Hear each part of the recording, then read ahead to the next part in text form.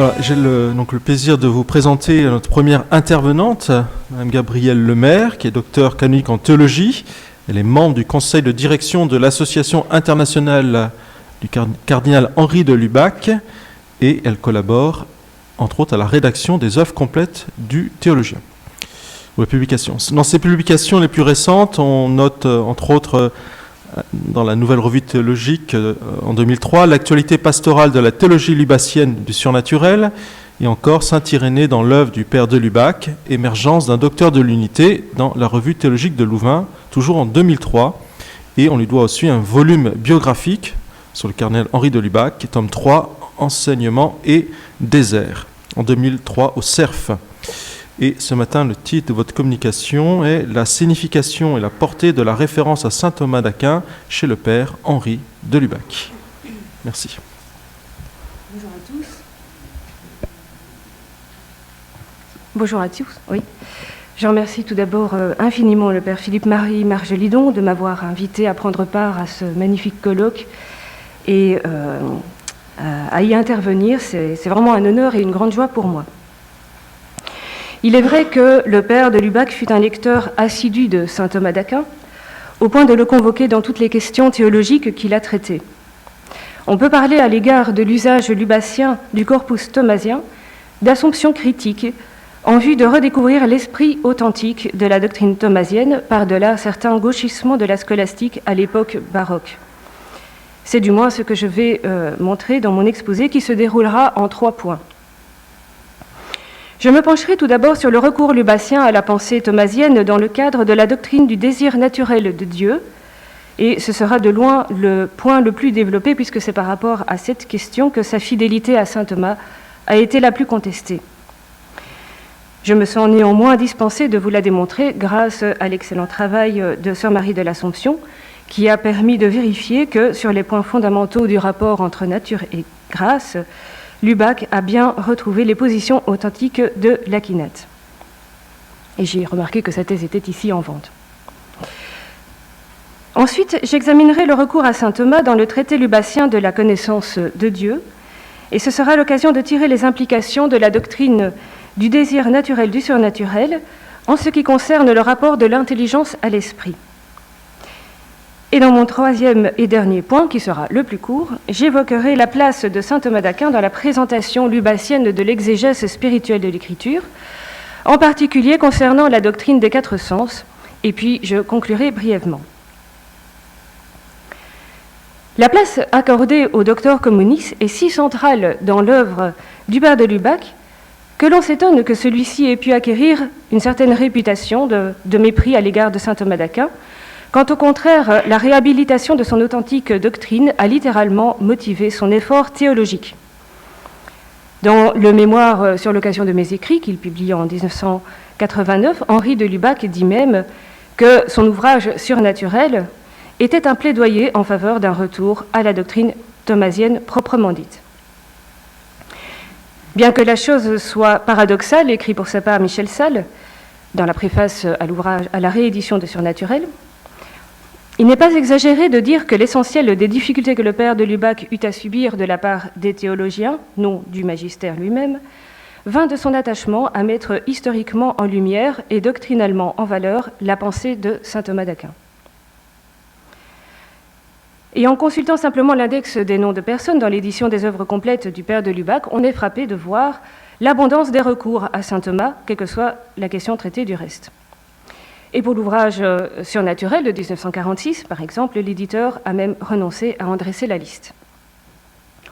Cependant, dans ce livre, Henri de Lubac prend ses distances par rapport à une école néo-thomiste alors dominante, en l'opposant à ce qu'il défend, donc comme la doctrine même de saint Thomas. Autour du mot surnaturel, il montre que Thomas d'Aquin était dans la continuité avec toute la tradition chrétienne antérieure, issue de l'intelligence de l'Écriture, et qu'après lui, le mot surnaturel a changé de sens en commençant à désigner un ordre à part. Dès 1934, soit 12 ans avant la publication de Surnaturel, Henri de Lubac publie un article dans lequel déjà il soutient que saint Thomas a promu une anthropologie spirituelle. Le docteur Angélique compte en effet parmi les objets de la théologie non pas seulement Dieu et les anges, mais aussi l'âme humaine qui, par sa partie purement spirituelle, transcende la nature. Dans cet article aussi, déjà, Lubac s'en prend à la théologie de la nature pure et des deux fins, qui affirme une béatitude naturelle suffisante en considérant le cas de l'âme dans le cas plus général de l'être naturel. Une telle théologie de la nature pure refuse de parler d'un désir naturel de Dieu en invoquant un principe cosmologique issu d'Aristote, selon lequel un désir naturel ne peut rester vain. Ce qui est désiré doit donc être accessible à sa nature. La théologie de la nature pure, en appliquant un principe d'équivalence entre désir naturel de la fin et accès naturel à cette fin, rend impensable, en effet, l'idée d'un désir naturel du surnaturel. Or, l'affirmation de la nature pure et la théologie des deux ordres séparés qui en découlent, donc béatitude naturelle à laquelle s'ajoute une béatitude surnaturelle, n'expriment pas exactement la pensée de saint Thomas d'Aquin, d'après le père de Lubac. Les textes de l'Aquinate, qui parlent en effet d'une béatitude naturelle, ne sont pas à prendre pour point de départ d'une conception anthropologique à double finalité. Je le cite, donc dans cet article de 1934, « Lorsqu'il parle de béatitude naturelle, saint Thomas, se référant à la doctrine d'Aristote, assimile en général nature à terrestre, entendant par là non le bonheur tel qu'il sied à des âmes séparées, mais, selon la formule et le sens aristotélicien, le bonheur tel qu'il sied à des hommes, le bonheur que l'homme peut réaliser en ce monde. » D'après Henri de Lubac, donc, saint Thomas n'affirme pas qu'il y aurait une béatitude au sens d'une plénitude de bonheur possible à l'homme dans un ordre purement naturel. À l'évidence, la fidélité à saint Thomas peut différer d'intention et de fait. Henri de Lubac se veut fidèle à saint Thomas et pour cela même critique les théologies cagétaniennes et suarésiennes qui se veulent, elles aussi, fidèles à saint Thomas. C'est donc texte contre texte qu'Henri de Lubac argumente le fait que Cajetan a introduit dans la théologie de saint Thomas une idée qui, au départ, était philosophique, précisément cosmologique et aristotélicienne, l'idée de nature pure. Par son affirmation de deux fins, naturelle et surnaturelle, et la réduction du rapport de la nature au surnaturel à une potentia obedientialis, Cajetan est perçu par le père de Lubac, dans l'ouvrage surnaturel cette fois-ci, comme l'inventeur du nouveau système de la nature pure, qui, après lui, devint classique avec Jean de Saint-Thomas. La puissance obédientielle est appliquée par Thomas d'Aquin dans le cas du miracle, des charismes ou de l'union hypostatique, ce que Lubac ne développe pas. Il se limite à la considération de la puissance obédientielle au cas général du miracle. Mais dans tous les cas, cette puissance a en propre deux caractéristiques bien différentes du désir naturel de Dieu. D'abord, la puissance obédientielle peut rester en quelque sorte inactualisée, sans par là entraver la béatitude de l'homme. Ensuite, cette puissance obédientielle n'est pas ordonnée au don de Dieu. En comprenant l'être humain dans l'hypothèse de la nature pure et en désignant ensuite le rapport de la nature au surnaturel par la puissance obédientielle, on s'assure en fait de considérer le surnaturel de manière extrinsèque à la nature, de sorte qu'il n'y a plus aucun lien de l'esprit créé à la fin que Dieu lui a promise. On se trouve alors, de l'estime du père de Lubac, en rupture par rapport à la doctrine même de saint Thomas, pour qui, au sens où le mot ordo désigne un rapport de finalité, il n'y a qu'un seul ordo, celui qui relie l'esprit à sa fin dernière unique, l'union à Dieu dans la vision intuitive. Alors s'il concède volontiers à l'idée de nature pure d'avoir été utile au développement d'un sain humanisme et à la garantie du caractère mystérieux et incommensurable de l'ordre surnaturel, Henri de Lubac n'en confesse pas pour autant le système de la nature pure. En même temps, sans admettre la nécessité théologique d'affirmer la possibilité réelle de la nature pure, Henri de Lubac a conservé sans difficulté l'énoncé selon lequel Dieu aurait pu nous créer sans nous destiner à le recevoir. Mais il voyait qu'une telle affirmation, en procédant au moyen d'une hypothèse pour sauver la gratuité du surnaturel, était insuffisante à garantir le caractère indu de la grâce surnaturelle dans la condition réelle de l'être humain, qui se trouve être effectivement destiné à Dieu. Autrement dit, une fois que l'on a posé que Dieu aurait pu ne pas nous ordonner à lui, on n'a encore rien fait pour sauver la gratuité du don de Dieu, car il reste à montrer, écrit Lubac, comment le surnaturel est gratuit par rapport aux hommes concrets que nous sommes, par rapport à tous ceux qui font partie de cette humanité présente que Dieu a créée pour le voir. Or, la gratuité du don de Dieu ne se fonde pas essentiellement sur la potentia Dei absoluta, chère aux nominalistes, mais sur la charité divine révélée dans son alliance sainte. Tout ici, dans ce don, s'explique par l'amour, écrit le père de Lubac dans Surnaturel. Dieu est amour, rappelle-t-il à maintes reprises, le verset johannique venant comme scander sa théologie du surnaturel. Il n'est donc ni suffisant ni d'ailleurs nécessaire d'affirmer la possibilité réelle de la nature pure, et l'on peut être fort de la pensée de saint Thomas lui-même pour le croire. Car sa doctrine ne permet pas, selon Lubac, d'affirmer un ordre naturel complet, clos, replié sur lui-même. Alors il faut voir que pour le père de Lubac, l'enjeu d'une réhabilitation de la doctrine thomasienne sur ce point est capital. Il s'agit par là de retrouver une meilleure intelligence de toute la pensée chrétienne la plus traditionnelle. Pour ce faire, il remonte à la racine proprement mystique et religieuse de la pensée chrétienne, à sa racine spirituelle, qui apparaît dans la considération de l'unique vocation surnaturelle de l'être humain. Contre la réduction cosmologique de l'esprit dans la théologie de la nature pure, il cherche à dégager la dimension morale de l'esprit dans l'anthropologie thomasienne. Et avec cette dimension, à faire apparaître la grande question de notre salut et de l'option salutaire de Dieu. Car le but de la doctrine du désir naturel de Dieu, en définitive, c'est de parvenir à penser la coopération humaine au salut.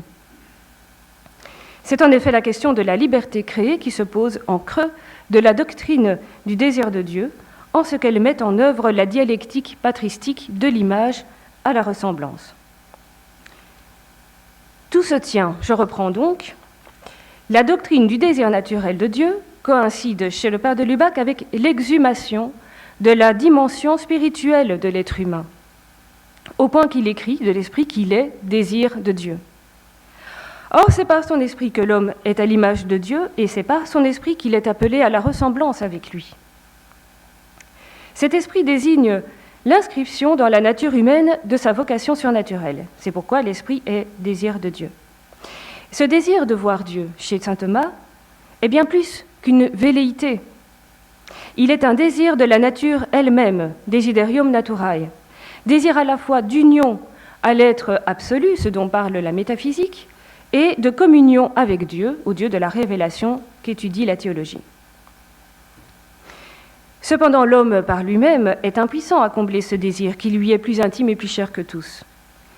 Le paradoxe de l'homme destiné à une fin qui lui est hors d'atteinte est pleinement assumé par le père de Lubac, qui parle à cet égard d'une claudication ontologique de l'homme, créature faite de rien et qui, étrangement, touche à Dieu.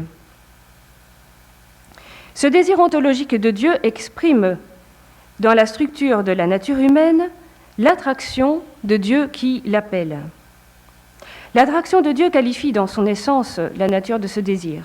Ce désir est l'envers humain d'un endroit divin.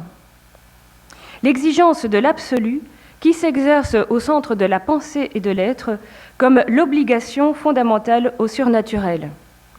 Cette obligation constituant la loi de notre condition concrète. Chez Lubac, la doctrine du désir naturel de Dieu n'est finalement compréhensible qu'en la prenant dans son aspect théocentrique, sous peine de céder à l'univocité naturelle de l'intelligence, qui tend toujours à réduire le surnaturel à une surnature.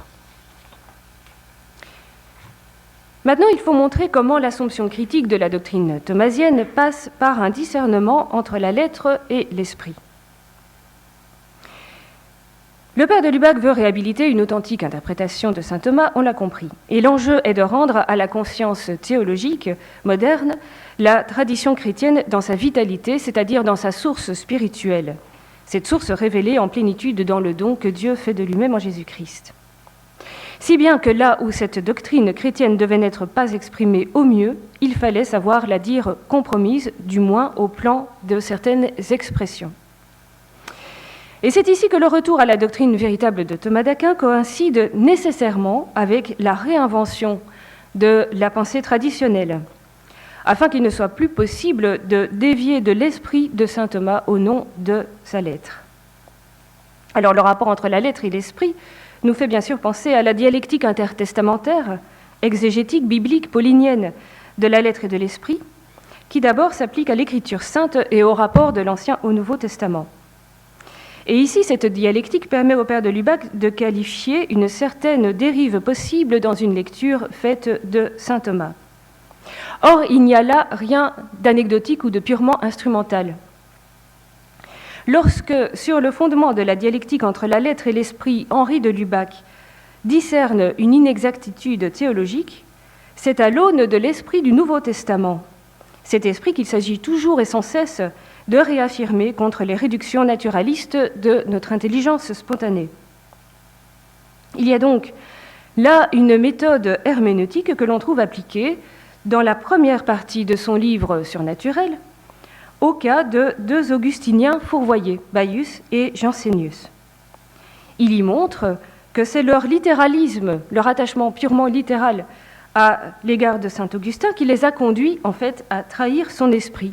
Et que s'ils ont pu trahir l'esprit de saint Augustin, c'est parce qu'ils méconnaissaient l'esprit du Nouveau Testament. Je pense que cette première partie de l'ouvrage offre un exemple sans doute destiné à faire entrevoir ensuite la possibilité formelle, du moins, d'un fourvoiement doctrinal dans des interprétations de saint Thomas qui ne s'attacheraient qu'à sa lettre sans en étreindre l'esprit. Et l'esprit de la doctrine thomasienne rend témoignage à l'esprit du Nouveau Testament. Dans un geste quasi chirurgical, Lubac distingue alors les mots de leur perspective, en situant chaque fois les expressions utilisées dans leur contexte général. Il s'agit d'interpréter la lettre de saint Thomas dans l'esprit de son œuvre, au risque sinon de verser dans un littéralisme qui compromet finalement les intentions de saint Thomas et avec lui l'esprit du christianisme. Saint Thomas apparaît comme un témoin charnière dans l'évolution du mot surnaturel parce qu'il se trouve à une époque où l'on passe insensiblement d'une vision toute mystique de l'âme comprise dans la méditation de l'Écriture sainte comme une réalité spirituelle à une vision anthropologique issue de la philosophie séparée dans laquelle l'âme elle-même entrera de plus en plus dans une considération objective de type scientifique. Mais, précise aussitôt le père de Lubac, de ce déplacement sémantique, Thomas n'est que témoin et non pas acteur. Et dès son article de 1934, il le dit, saint Thomas est encore loin du séparatisme entre philosophie et théologie. Jusque dans sa philosophie, le docteur Angélique est resté attaché à la pensée mystique et à une anthropologie de l'image. Cependant, en ce qui concerne la doctrine traditionnelle du désir naturel de Dieu, Henri de Lubac relève que saint Thomas, en la transposant en termes aristotéliciens, va contribuer à exposer la doctrine traditionnelle à l'objection cosmologique que lui-même n'apercevait point encore, l'objection que j'ai formulée tout à l'heure, selon laquelle un désir naturel ne peut porter sur une fin qui lui serait inaccessible. Or, écrit Lubac, partout chez saint Thomas, ces deux conceptions de la nature aristotélicienne et de l'image patristique se mêlent. Ce mélange entre la conception biblique de la nature et la conception cosmologique aristotélicienne de la nature, enfermée dans son ordre, n'est pas un mélange de type doctrinal. On ne le trouve qu'au plan terminologique, c'est-à-dire dans les mots qu'utilise saint Thomas. Et l'on n'en tirera des conclusions théologiques que si l'on s'en tient précisément à une lecture littéraliste de certains textes. Alors on peut conclure de ce premier point que, moyennant une assomption critique de la pensée thomasienne, Henri de Lubac a en quelque sorte souligné l'enracinement scripturaire et patristique de saint Thomas pour valoriser chez ce dernier la doctrine spirituelle du libre arbitre et relativiser l'apport doctrinal de l'aristotélisme dans son anthropologie. Alors le point suivant va me permettre d'aller plus loin dans l'examen de la doctrine du désir naturel de Dieu. Je souhaite en effet dans ce second point évoquer le recours lubacien à la réflexion thomasienne autour du problème de la connaissance naturelle de Dieu, puisque dans cette question, le docteur Commun est une fois encore un auteur de référence pour notre jésuite. Il est d'ailleurs cité presque 2 fois plus que saint Augustin dans l'ouvrage de 1956 traitant cette question et intitulé « Sur les chemins de Dieu », qui donc, pour rappel, réécrit l'ouvrage de 1945 intitulé « De la connaissance de Dieu ». La référence à Thomas d'Aquin permet au père de Lubac de souligner chez Thomas l'articulation de l'intelligence à l'esprit. En particulier, Henri de Lubac prête attention au problème thomasien de la synthèse entre l'élan de l'intelligence et celui de l'esprit, qui ont leurs racines communes dans le desiderium naturale. Ce problème relève de la nature même de l'intelligence qui participe de l'esprit par lequel elle tend, avec la volonté, vers l'union bienheureuse. Henri de Lubac exprime cette articulation dans une phrase condensée que voici. « L'intelligence est faculté de l'être parce que l'esprit est capacité de Dieu. » Autrement dit, la faculté de l'intelligence est mise en mouvement par le désir naturel de Dieu qui exprime, je le rappelle, l'attraction de Dieu au sein de nos facultés et en aucun cas un commencement de la vie spirituelle, de la vie surnaturelle dans l'intelligence. Chercher la synthèse de l'intelligence et de l'esprit permet de souligner que la connaissance naturelle de Dieu désigne chez saint Thomas un acte dont la racine est à la fois spirituelle et religieuse. On sait par ailleurs que le renouveau thomiste d'inspiration blondélienne s'y montre particulièrement attentif. Ainsi, Pierre Rousselot et Joseph Marichal, qui ont cherché à dilater la compréhension du rôle de l'intelligence chez le docteur Angélique en la rapportant à l'acte d'être. Promoteur d'un réalisme spirituel dans le sillage de Rousselot et Marichal, Henri de Lubac partage avec eux les acquis de la phénoménologie blondélienne de l'action qui permettent de dépasser la réduction de l'intelligence à une faculté de représentation, donc en la rapportant à l'acte d'être.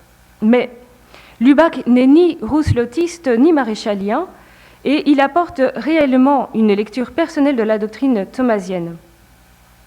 En particulier, je note que l'ordination spirituelle de l'intelligence lui permet de prendre position dans le débat sur le primat de l'intelligence ou de la volonté dans l'union bienheureuse à Dieu.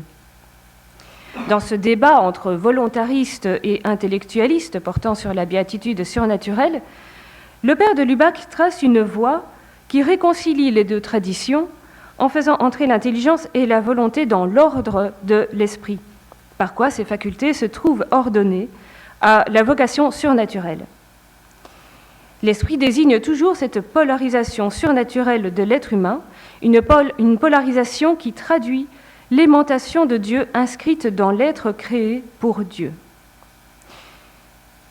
Bien au-delà donc des seules questions de concept et de représentation, la question de la connaissance naturelle de Dieu devient ainsi le lieu d'une apologétique enracinée, une fois de plus, dans l'affirmation de la vocation surnaturelle absolument unique de l'être humain.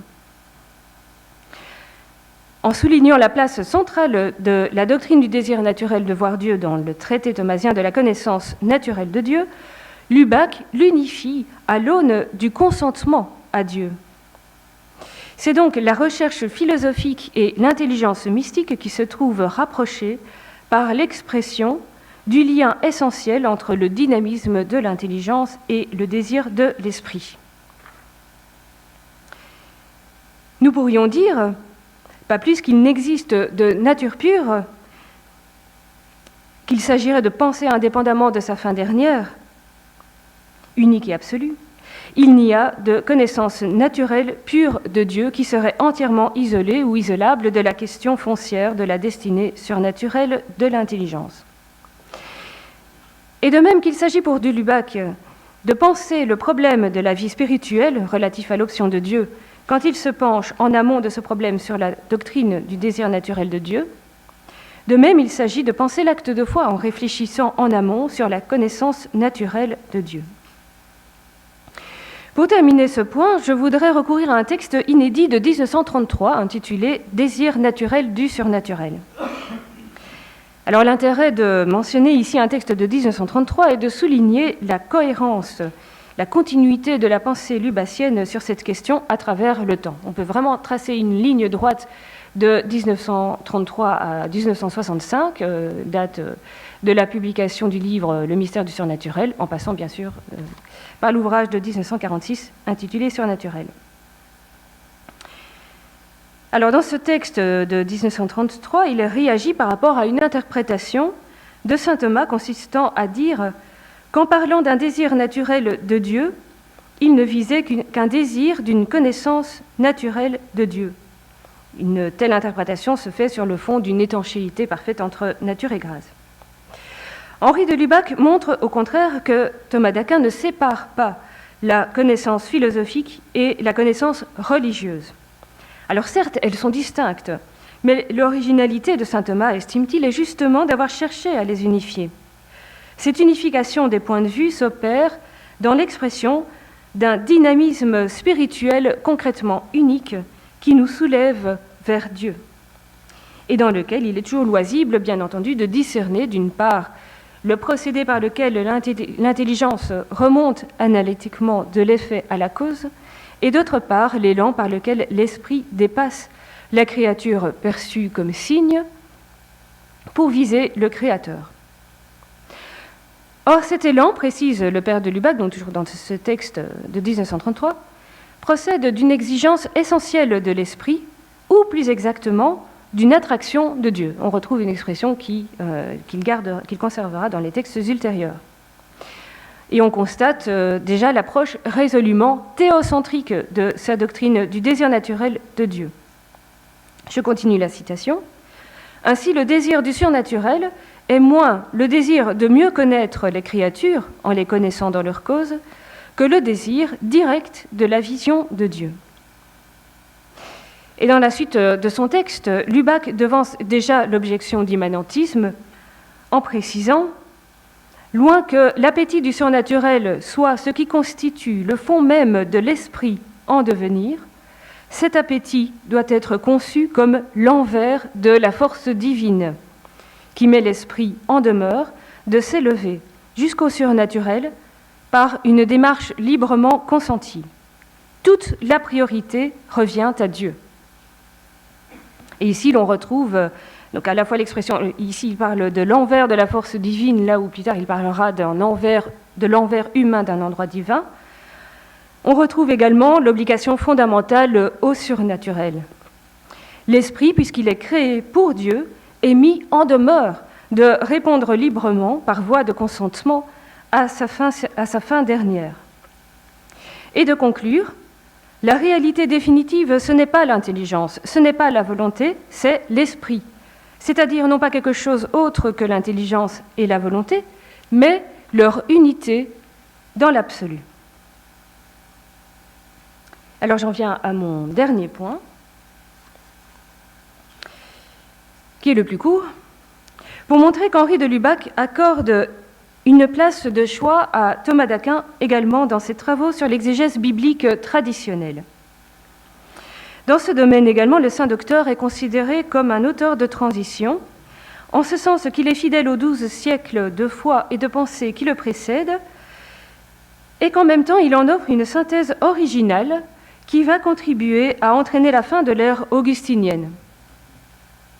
Sur ce point de l'interprétation spirituelle de l'Écriture, le changement d'époque se manifeste dans l'écartement progressif entre exégèse et théologique, comme elle se situe au plan de la conscience théologique dans le déclin progressif de ce que l'on pourrait appeler le sens spirituel de l'intelligence. Le sens spirituel désignant à la fois ce qui est le plus intérieur et ce qui est finalement vrai, l'ordre de la finalité. Mais une fois encore, dire saint Thomas à la fois fidèle à la tradition et témoin d'un changement de perspective théologique ne revient pas à mettre à équivalence les deux traits caractéristiques de l'œuvre thomasienne. Henri de Lubac insiste sur le fait que le docteur commun est surtout et essentiellement le témoin de la tradition, d'une part, et sur le fait, d'autre part, que l'esprit de la doctrine thomasienne se trouve du côté de cette tradition qu'il conduit à la synthèse, plutôt que du côté des nouvelles perspectives théologiques qui viendront après lui, même lorsque c'est en faisant fond sur les textes de l'Akinate. Alors, dans son article de 1948 consacré à la doctrine exégétique des 4 sens de l'écriture, ou du quadruple sens de l'écriture, intitulé donc cet article sur un vieux distique, qui est paru dans les mélanges offerts au père Ferdinand Cavalera, aux éditions de l'Institut catholique de Toulouse d'ailleurs. Dans cet article, Henri de Lubac pointe de façon très nuancée le rôle de saint Thomas dans cette transition. Il invite en fait ses lecteurs à méditer l'exemple de saint Thomas. Ce qui est instructif dans son exemple, c'est qu'au moment où il théorise les 4 sens de l'écriture, il témoigne encore de l'unité entre exégèse et théologie, en dépit de la tendance déjà avérée d'un éloignement mutuel qui conduira à l'avènement de la théologie scientifique. Saint Thomas conservait en effet la vieille équivalence de théologie et d'écriture sous le vocable unique de doctrina sacra, et c'est sous ce vocable qu'il expose la théorie du quadruple sens. Pour saint Thomas, comme pour saint Bonaventure par exemple, la scientia theologica demeurait essentiellement en son fond la scientia scripturae. Et ce faisant, saint Thomas référait encore la parole théologique à autre chose qu'elle-même, en la fondant sur la parole même de Dieu. Alors on sait qu'ensuite, Henri de Lubac a consacré 4 livres à l'exégèse médiévale, à cette doctrine des 4 sens de l'écriture, publiés entre 1959 et 1964. Cette doctrine ayant servi à l'édification de la pensée chrétienne proprement dite. Bon, c'est parfait, j'aurais fini tout à fait dans les temps. Alors, dans le 4e volume d'exégèse médiévale, donc celui qui est paru en 64, Henri de Lubac consacre un chapitre à la nouveauté de saint Thomas, qui, le premier, en effet, théorise les 4 sens de l'écriture. Et en fait, Lubac minimise cette nouveauté. Il va même jusqu'à dire que Thomas d'Aquin en opère une synthèse lumineuse sans rien apporter de neuf. Alors pour le lecteur lubacien averti, cette remarque n'a rien de vexant. C'est exactement le contraire qui est vrai. En disant cela, il reconnaît en saint Thomas la signature des témoins authentiques de la tradition qui se démarquent davantage par leur fidélité que par un souci d'innovation. En étudiant les textes de l'Akinate, que l'Akinate consacre à exposer la dialectique des 4 sens de l'écriture, il fait voir combien, chez saint Thomas lui-même, cette dialectique des 4 sens, qui fournit donc l'axe de la synthèse chrétienne, est vraiment de necessitate scripturae. Élaborée sur la dialectique scripturaire de la lettre et de l'esprit, la doctrina sacra demeure ainsi foncièrement une science des saintes écritures, une intelligence spirituelle de l'écriture, une intelligence de toutes choses dans l'esprit du Christ. Mais enfin, un changement de perspective va tout de même se produire après lui, dans la ligne de ce que Thomas inaugure au moment où il théorise les divers sens scripturaires. Car en constituant les 3 sens spirituels en corps de doctrine, Thomas va suivre en même temps d'autres méthodes que l'exégèse scripturaire proprement dite, en s'inspirant notamment des méthodes en partie redevables à Aristote et aux péripatéticiens arabes. Ce faisant, saint Thomas ouvre la voie à une nouvelle manière de faire de la théologie dont la tendance ira se confirmant après lui, une manière de faire de la théologie qui tendra de plus en plus vers son autonomie par rapport à l'intelligence de l'écriture, jusqu'à devenir une science à part entière. Alors Henri de Lubac ne déplore pas ce fait, qu'il considère comme une évolution historique inéluctable. En effet, si le cadre du quadruple sens avait permis à la théologie de faire ses premiers progrès, le développement de la théologie aura simplement fini par conduire à son abandon. Mais dans cette évolution, quelque chose s'est perdu qu'il serait bon de retrouver, sans par là, faut-il préciser, discréditer les sciences théologiques et exégétiques. Et ce que Henri de Lubac souhaiterait que l'on retrouve, c'est le rapport sacramentel à l'histoire, un rapport issu de l'intelligence spirituelle de l'écriture et qui assure, d'une part, l'ancrage de la visée théologique dans l'intention de Dieu sur le monde, et d'autre part, la conscience de la limite du discours théologique qui ne dépasse pas le cadre de la connaissance analogique de la vérité tant que dure ce monde. Alors, en conclusion de ce dernier point et de mon exposé, je soulignerai à quel point le constat lubacien sur la question de l'exégèse traditionnelle recoupe celui qu'il fait sur la question de l'anthropologie spirituelle. Ce qui était uni, nature et grâce, articulé, philosophie et théologie, exégèse et théologie, a fini par être séparé. Et si en aucun cas cette évolution n'est imputable à saint Thomas d'Aquin, son assomption de l'aristotélisme en introduisant des éléments exogènes dans la synthèse de la conscience chrétienne a contribué au déplacement de perspectives qui se sont produits après lui. On constate donc que le père de Lubac confirme son diagnostic posé en 1946 sur l'assimilation thomasienne de l'aristotélisme dans la théologie du surnaturel, ici sur le rapport de la théologie à l'écriture sainte. L'assomption critique de l'œuvre thomasienne consiste dans le fait de relativiser l'apport doctrinal de cet aristotélisme pour souligner plutôt la source scripturaire de sa forma mentis. C'est en effet, dernière phrase, dans la puissance transformatrice de la parole de Dieu qu'il a puisé l'esprit du Nouveau Testament, qu'il a puisé à l'esprit du Nouveau Testament de quoi offrir cette lumineuse synthèse de la foi chrétienne. Je vous remercie pour votre attention.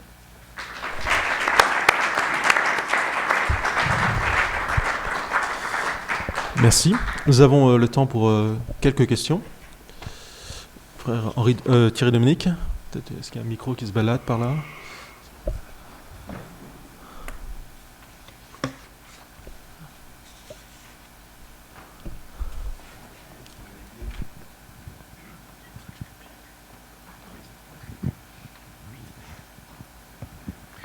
Merci beaucoup de votre exposé. Je reviens sur la première partie. Je ne suis pas sûr d'avoir tout à fait compris votre distinction à propos du surnaturel. Vous avez dit, pour retrouver l'esprit de saint Thomas, il fallait réinterpréter la lettre. J'ai envie de dire, c'est justement en retrouvant la lettre qu'on sauvegardait l'esprit. Or, ce n'était pas en regardant la lettre de Thomas sur des questions comme la nature pure ou la puissance obédientielle qu'on pouvait discuter sur l'esprit. Ces notions, en effet, ne sont pas chez lui pour des raisons de fond. En revanche, elles sont chez ses successeurs pour des raisons de fond. En effet, il devient nécessaire de parler de nature pure lorsqu'on part de la nature pour ensuite parler de la grâce, parce qu'on est anti-protestant et qu'ils ont négligé la nature, parce qu'on est beaucoup plus aristotélicien que saint Thomas comme Cachetan, parce que dans le Nouveau Monde, il y a des Indiens qui vivent depuis des milliers d'années sans jamais avoir eu la grâce. Alors ils ont vécu comment ? Donc la question de la nature devient importante. Chez lui, il n'a pas le même sens, c'est un sens augustinien, c'est l'état natif de l'homme créé en grâce ou en grâce abîmée. Donc c'est au contraire, en ayant fait ce merveilleux travail quand même du père de Lubac, de restitution de la lettre, qu'il a pu en dire l'esprit. J'aime beaucoup une phrase chez lui dans son surnaturel. Alors on est beaucoup plus loin, l'hypothèse de la nature pure s'est imposée, la puissance obédientielle au fil des débats. C'est d'abord une hypothèse de théologien, et si l'homme avait été créé sans la grâce, que se serait-il passé ? Et il dit, à force de parler de l'hypothèse, elle finit par devenir une réalité. C'est là où on part dans un autre monde. Est-ce que j'ai bien compris votre distinction entre lettre et esprit ? Moi, je dirais, on sauve l'esprit en assurant la lettre, et c'est ça qui avait manqué. Oui, tout à fait, je suis d'accord, et je trouve que vous complétez effectivement très bien ce que j'ai dit sur le rapport entre la lettre et l'esprit. J'aurais dû en fait peut-être mieux parler de la manière dont ça s'articule finalement, parce que ce que j'ai mis en avant, c'est surtout le fait que le recours à une certaine lettre de saint Thomas a pu justifier certaines interprétations, justement, donc le recours à l'hypothèse de la nature pure qui devient finalement un système, quasiment une réalité. Maintenant, cela dit, en rapportant plus exactement La distinction herméneutique entre la lettre et l'esprit a sa source première en tant qu'exégèse scripturaire. C'est aussi une invitation à voir, et Henri de Lubac l'a très certainement bien à l'esprit, que dans cette articulation entre la lettre et l'esprit, l'esprit n'est pas au-delà, ou il n'est pas en dehors, il ne superpose pas la lettre. Et donc ça se retrouve même concrètement lorsque l'on applique cette dialectique dans l'étude d'un texte, dans le texte de saint Thomas d'Aquin. Pour retrouver l'esprit, il faut retrouver la lettre finalement, et non pas la dépasser précisément. Donc le fait d'échapper au littéralisme n'implique pas d'évacuer la lettre, mais précisément de la restituer pour pouvoir restituer l'esprit de la lettre, en fait. Alors, Henri ? Oui, merci aussi beaucoup pour votre bel exposé. Alors, du point de vue historiographique, bon, vous avez bien montré comment le carnet de Lubac a permis de retrouver ce qu'on pense être l'esprit profond de la pensée de Thomas. Son interprétation a été suffisamment reçue pour qu'on puisse en trouver, à mon avis, des traces, y compris dans le catéchisme de l'Église, sans traiter la question. Mais vous savez aussi, alors vous ne l'avez pas parlé, que son interprétation a été contestée dès le début, et elle l'est plus que jamais aujourd'hui, en particulier par une certaine école américaine, néo-castanienne, très virulente, qui conteste absolument la vérité de l'interprétation thomiste du carnet de Lubac, au point que la sœur Marie de l'Assomption, que vous avez évoquée, a été traitée de castanienne, de lubacienne non thomiste. Voilà, enfin, elle est accusée par certains d'avoir trahi saint Thomas. Comment est-ce qu'on peut essayer de comprendre ces divergences d'exégèse durables, enfin, qui n'en finissent pas? Ça revient toujours. On a l'impression que les arguments ne portent pas. Et Lubac est tout aussi attaqué maintenant qu'il ne l'était il y a 70 ans. Oui. D'un point de vue historiographique, oui. C'est intéressant d'essayer de comprendre comment il est possible que la vérité soit à ce point difficile à saisir qu'elle ne convainc pas tout le monde. Oui, moi aussi je suis très impressionnée et inquiète de voir ce néo-cagétanianisme. Oui, voilà. Dans les milieux anglo-saxons, avec Mulcahy par exemple, ou White. Et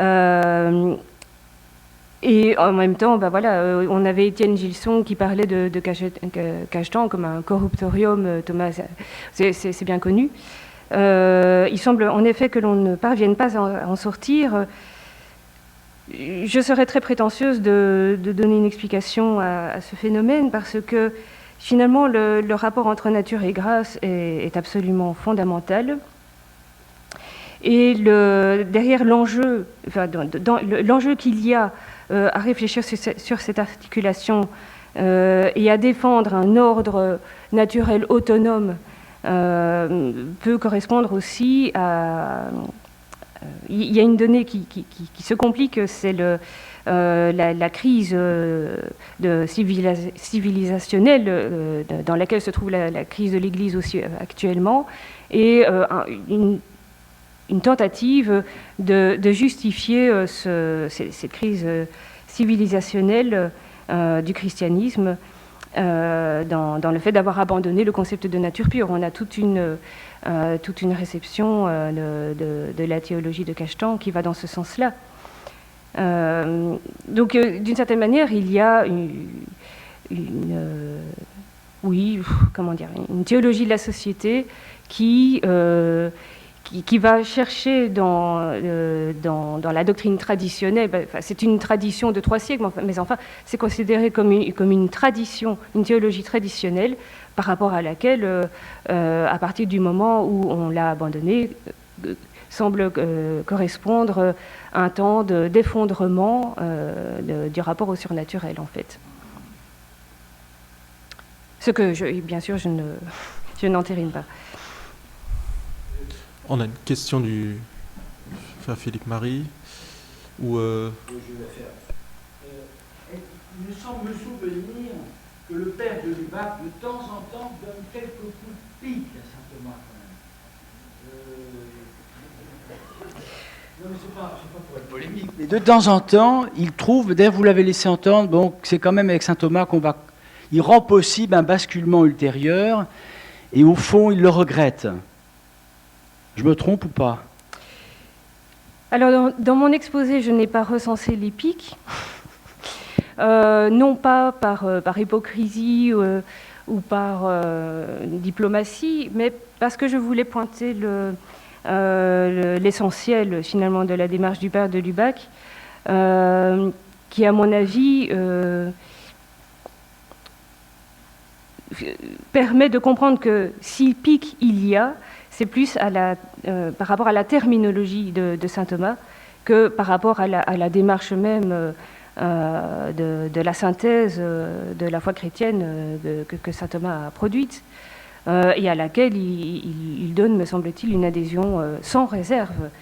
Donc les pics sont plus dans la terminologie, et je pense, il faudrait vraiment le vérifier pour être certaine, mais je pense que la pique, elle est adressée surtout à l'égard d'une survalorisation de l'apport aristotélicien dans la synthèse chrétienne que fait saint Thomas d'Aquin. C'est surtout ça c'est surtout par rapport à ça qu'il a pris ses distances. Dernière question. En 1950, avec Humani Generis, certains disent que le pape Pie XII avait visé le père de Lubac. Alors on sait qu'il a produit un nouveau livre après. Est-ce que vous pensez qu'il a changé un peu ses références à saint Thomas pour rejustifier sa position? Est-ce qu'il a changé un peu? Est-ce qu'il a maintenu sa position? Est-ce que ça visait le père de Lubac? C'est peut-être trop de questions, mais... Oui, alors, c'est une fameuse question. Humani Generis, je la traite sur des centaines de pages dans la biographie qui paraîtra. Ce que je pourrais dire ici, simplement, c'est que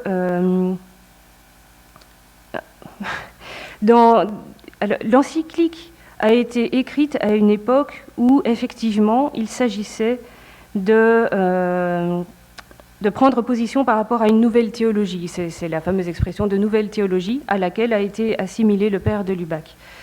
Strictement, lorsqu'on se tient au texte d'Humani Generis, il n'y a pas de condamnation de la théologie du père de Lubac, il n'y a strictement aucune condamnation observable. En revanche, ce qui est délicat et ambigu, je dirais, c'est que la manière dont est écrite l'encyclique, dans les passages qui paraissent viser la théologie du surnaturel, entre autres, mais il n'y a pas que ça, il y a aussi Corpus Mysticum, par exemple, la manière dont c'est écrit correspond bien au style, par exemple, des textes du père Garrigou-Lagrange. Donc, qui prennent certains morceaux de textes d'Henri de Lubac, reformulés dans des phrases évidemment condamnables, et ce sont ces phrases qui sont quasiment reprises dans l'encyclique Humani Generis. Et comme elles ont été rapprochées par le père Garrigou-Lagrange, entre autres, de certains textes d'Henri de Lubac, ces phrases d'Humani Generis paraissent condamner, du coup, le texte d'Henri de Lubac. Je ne sais pas si vous avez suivi. Mais donc, pour répondre à la deuxième partie de votre question, non, le mystère du surnaturel, donc de 65, n'est pas une réécriture de surnaturel à cause des condamnations présumées d'Humani Generis à l'égard du texte de 1946.